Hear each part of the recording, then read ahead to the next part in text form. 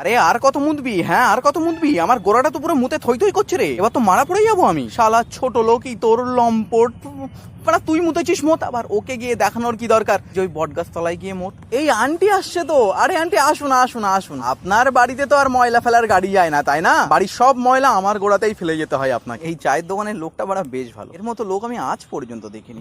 সব শালা এটো কাপ আমার গোড়াতেই এসে ফেলে যায়। নিচে যদি একটা ডাল থাকতো না, দিতাম বাড়া মাথায় একখানা অস্কারের ট্যাটু করে। ওরে শালা হেভি ট্যালেন্ট তো, মুততে মুততে বিড়ি ধরাচ্ছে তো। আজকে কি এনেছো আন্টি? ও তাজা তাজা হাগু মাখানো ডাইপার। হ্যাঁ হ্যাঁ ফেলো ফেলো ফেলো।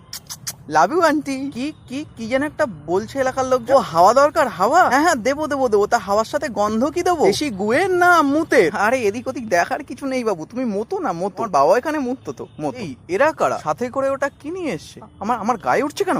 হা হা লাগছে তো, এই বকা তো লাগছে তো, লাগছে তো। এই আমার গায়ে ব্যানার মারার আর